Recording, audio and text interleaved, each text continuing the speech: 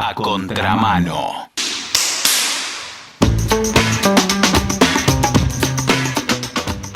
Estos son tiempos de sorpresa, obviamente la educación está muy cascoteada hace mucho tiempo en nuestro país, la libertad avanza y nuestro Napoleón casero no parecen haber cambiado la tendencia, todo lo contrario. Hay un diputado, Venegas Lynch, que dijo que él no creía que tuviera que ser obligatoria la educación. A nosotros nos parece un retroceso terrible y encima con el nivel de adormecimiento que tenemos todos, peligroso, porque hasta podemos pensar que es un favor. Bueno, complejo el tema, pero con resultados espantosos. Nosotros nos damos un gusto, que es hablar con alguien que sabe un montón del tema educativo, nos gusta el enfoque, él es Jorge Adaro, el secretario gremial de ADEMIS, y nos va a dar su opinión al respecto, más todo lo que él considere, que siempre nos parece más que interesante. ¿Cómo te va, Jorge? Simón te saluda. ¿Qué tal, Simón? ¿Cómo estás vos? Muy bien, muchas gracias por atendernos como siempre, querido. A ver, ¿qué te parece? A ver, contemos un poquito de detalles de lo que dijo este diputado. El nivel de impunidad con el que hablan no deja de sorprenderme. Pero bueno, dijo que no era necesaria la obligatoriedad de la educación, lo veía como algo malo, ¿no? Efectivamente, él hace un planteo, pone en cuestión que la educación tenga que ser obligatoria.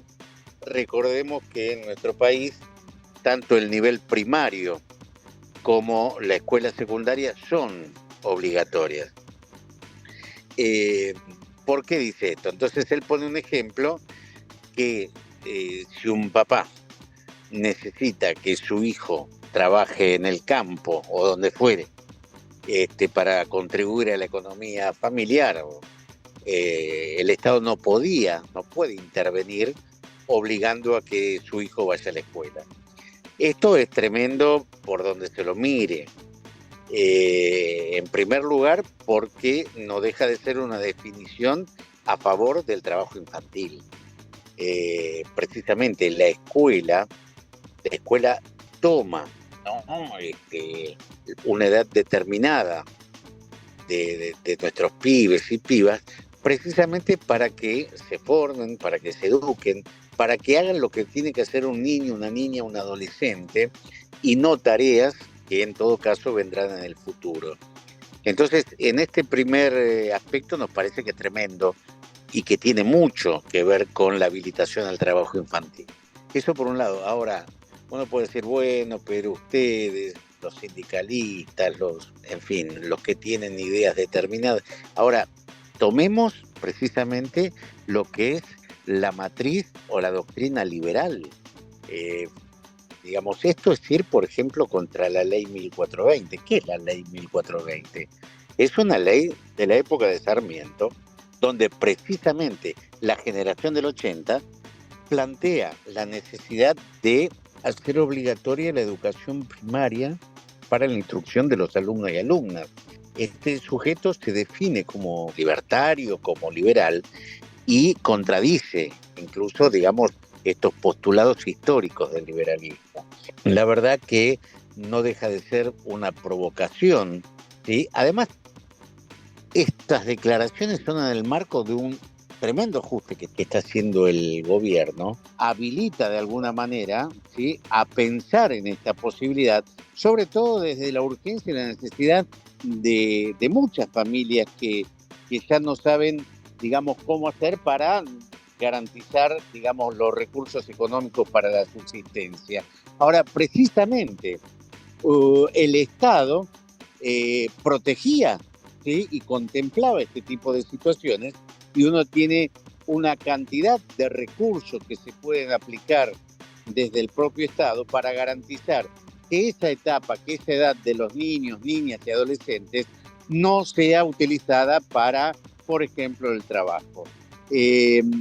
Por No, supuesto aparte, por definición, los que tienen necesidades son los pobres. O sea, nunca el hijo de un millonario, nunca el hijo de un escribano. Entonces, lo único que va a terminar sucediendo, si los dichos de este señor se plasmaran en la realidad, es que la gente humilde no solamente sería pobre, sino iletrada de nuevo, ¿no? Como antes, en tiempos pretéritos. Mira, dos cosas.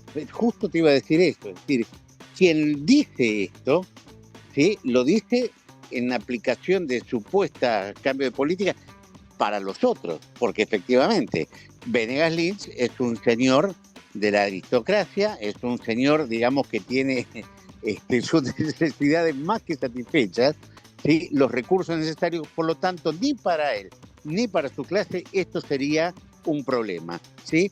Sí es una indicación para los sectores que precisamente tienen mayores dificultades para, insisto, para la subsistencia.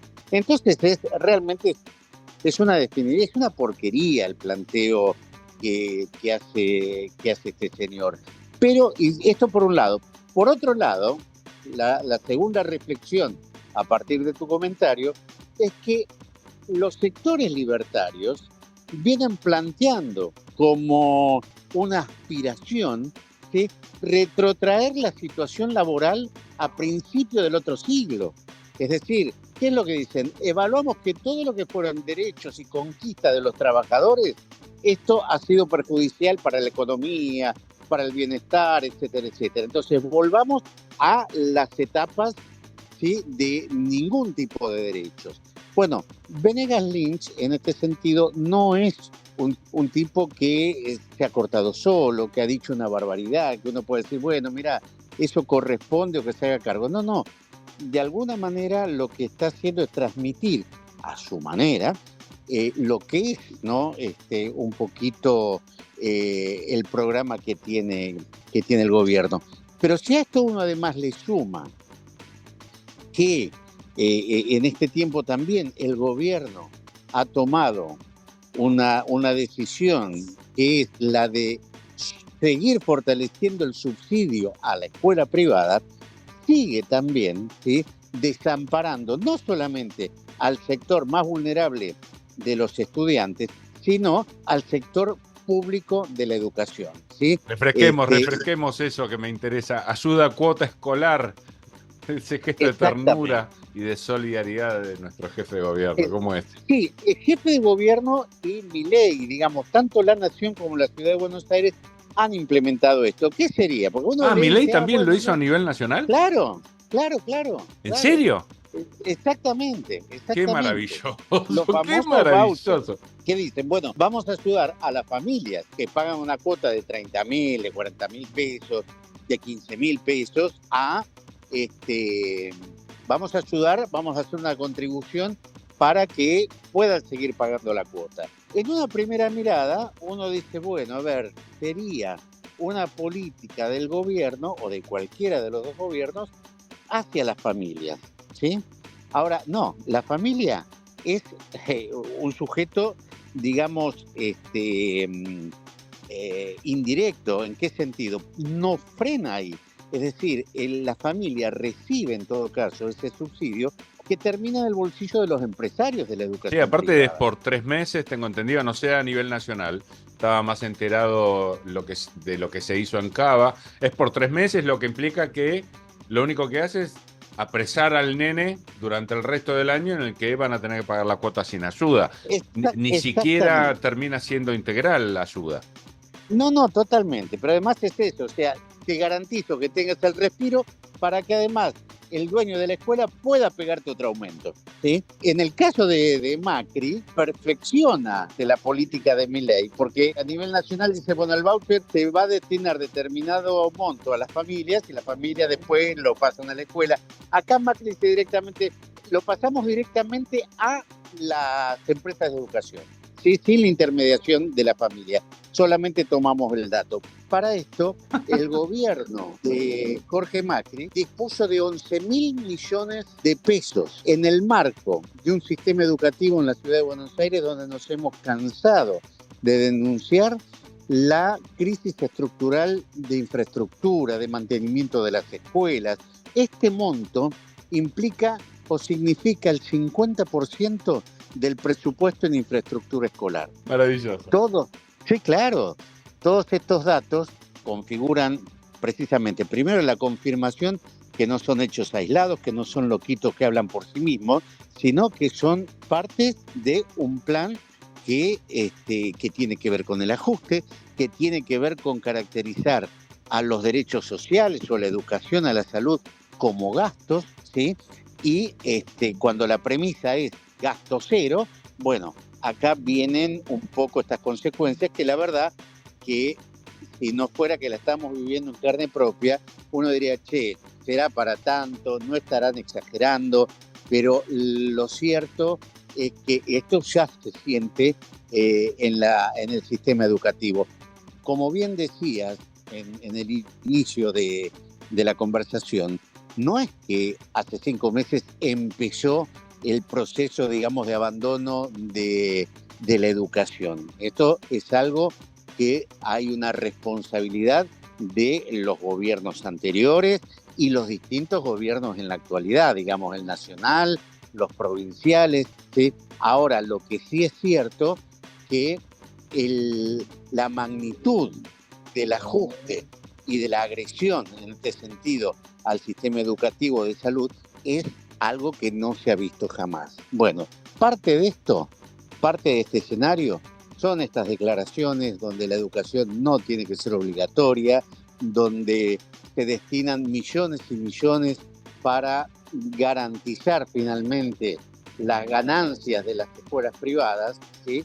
Y fortalecer de alguna manera toda la política de vaciamiento de la educación pública. Este es un poquito el escenario que realmente más que triste, pero que también es cierto que encuentra resortes en miles y miles de personas para luchar en contra de esto, ¿no? Quiero recordar, el 23 de abril hemos asistido a una movilización histórica que fue convocada por los sectores universitarios, pero que implicó finalmente no solamente la defensa y la reivindicación de la universidad pública, sino de la educación pública en general.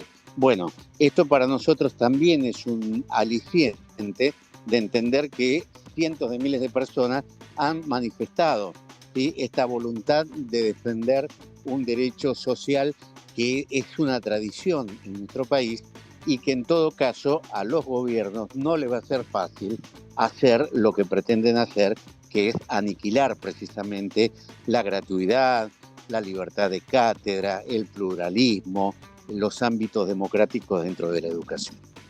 Decime, la ley de educación obligatoria, laica, fue una de las primeras en la región, ¿verdad? Fue algo que nos distinguió sobre otros países. Totalmente. Uno puede polemizar, puede tener puntos de vista sobre esa generación, ¿no?, que conformaba Sarmiento, Roca. Ahora, que había, y esto, digamos, no lo discutís, había claridad en un proyecto estratégico, en un proyecto a largo aliento, de qué modelo de país uno pretendía. Después podemos discutir ese modelo. Ahora, esto fue pensado y uno de los elementos fue precisamente la enseñanza obligatoria, gratuita, ¿sí?, laica. Esto generó muchos roces, incluso en su momento con la iglesia. Y fue, por supuesto, fue de avanzada en toda América Latina, en América en general, ¿sí? Bueno, insisto, esto no fue un planteo bolchevique, esto no fue un planteo, como bien les gusta hablar ahora de populismo, fue un planteo de una generación que se autodenominaba liberal. Sí, últimamente, más en política, los rótulos cada vez tienen menos sentido, pero digo, los liberales siempre lo que han hecho es ponderar al individuo y cultivarlo, o sea, estos ni siquiera, o sea, lo que quieren hacer es cultivar a los individuos de determinada clase y maltratar y dejar como analfabetos a los individuos de otras, ¿no? Es así desembosado. Sí, no solamente los individuos, ¿no? Porque eso es lo que ellos dicen y es lo que dice Venegas Lynch. Nadie, el Estado no puede intervenir en absoluto contra la voluntad de un individuo, etcétera, etcétera. Pero acá no se benefician, ¿sí?, solo el carácter individual, sino que se beneficia a una clase, a la clase poderosa, a la clase dominante, ¿sí?, que es una conformación de individuos con su particularidad. ¿sí? Igualmente No es que yo todo... deseo que esto no pique, porque si hay algo que te da la educación es formar tu criterio. Y la falta de ella en realidad te hace decidir mal y a mucha gente le puede parecer bien lo que dijo él y bueno, si vos necesitas a tu nene en el taller, ¿por qué el Estado va a intervenir, no? Y no se dan cuenta que la educación quizás sea lo único que te permita salir alguna vez de la pobreza, ¿no? Pero bueno. Tal cual, digamos, por eso hay que hacer eso, hay que pensar un poquito, hay que analizar sobre todo este tipo de declaraciones que insisto, igual que lo de las escuelas privadas, a priori parecería que puede tener algún rasgo distinto y no, es, digamos, siempre en la misma línea y es profundizar, digamos, lo que se ha venido haciendo hasta ahora, pero a unos niveles realmente escandalosos donde lo que no cuenta es precisamente ni lo social, ¿sí? Ni garantizar, insisto, ¿no? Lo que un niño y una niña tienen que hacer mientras sean niños y sean niñas. No, totalmente. Decime, siguiéndolos a ustedes en redes, leí que había un... A ver, sabés que soy un tipo interesado, pero casi analfabeto, hablando de analfabetismo, sobre los detalles, pero hubo un pedido de que te sacaran los fueros sindicales. ¿Hay algo de eso? ¿Me contás? Sí, en el caso de que esté tocando una tecla real y no diciendo pavadas. Sí, no, efectivamente. Eh, en el año 2021, un funcionario, director general de Educación Pública del gobierno de la ciudad, fue a la escuela donde trabajo y ahí mismo se organizó entre las compañeras, los compañeros, una serie de protestas, ¿sí? Que se expresaron con carteles, que se expresaron con reproches y recriminaciones a la actuación del gobierno durante la pandemia, al estado de situación de las escuelas, de infraestructura, de mantenimiento. Luego de la visita de este funcionario, Fabián Caponi, al otro día la ministra, por las redes sociales, anuncia que nos iba a hacer un sumario a 2 de los docentes, al delegado de la escuela y a mí.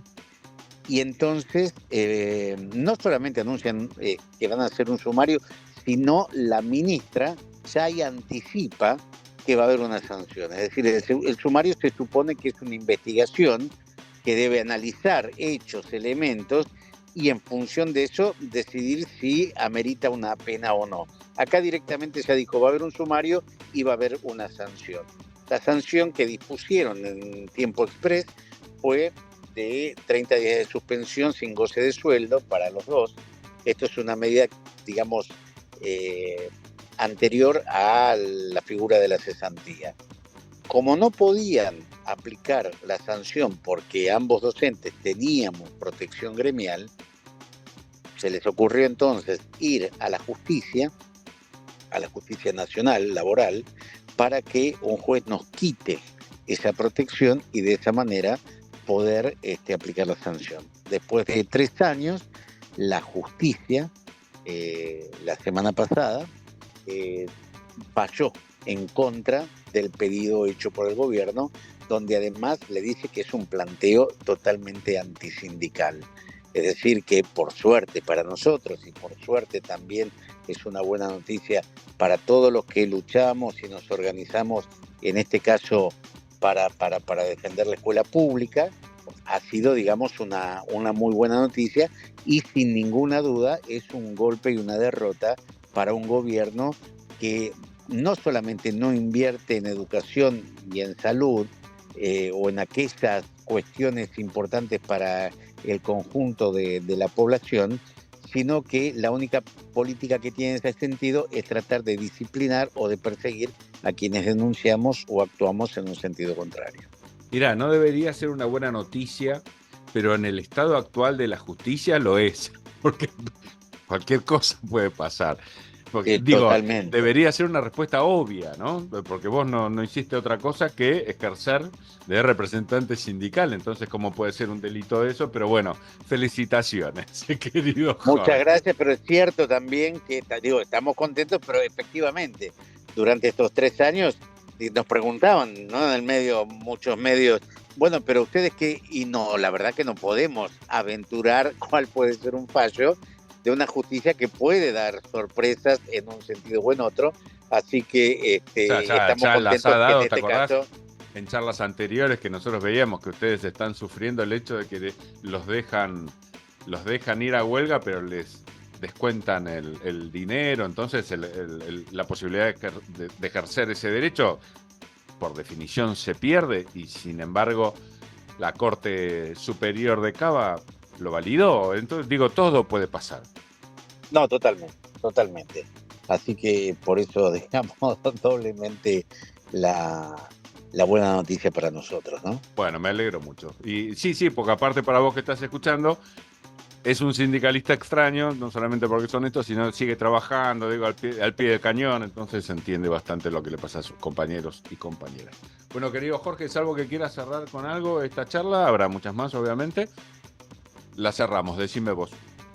Sí, como siempre, agradecer estas conversaciones que posibilitas, y por supuesto decir que, digamos, ante todo el planteo que hacemos en relación a lo que pasa en la educación, pero también a nivel general con el ajuste y la agresión, sobre todo a los sectores más postergados, que nosotros tenemos mucha confianza en que la lucha y la movilización permita revertir muchas de las cuestiones y de los atropellos que el gobierno quiere y está de hecho impulsando en estos momentos.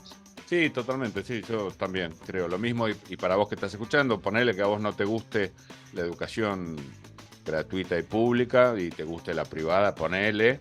Vos necesitas una educación pública para que no te desplumen los privados, porque digo, hoy no tienen ni competencia, aparte de que la verdad que hace muchas décadas la educación nuestra era maravillosa y no tenías que pagar por algo que el Estado te daba gratuitamente. Es así de fácil.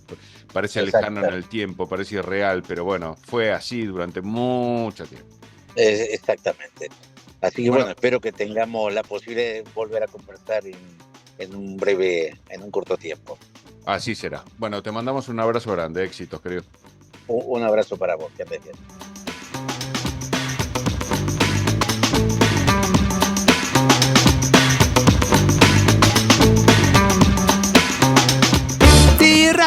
Rápido. ¿Cuánto es 2 más 2?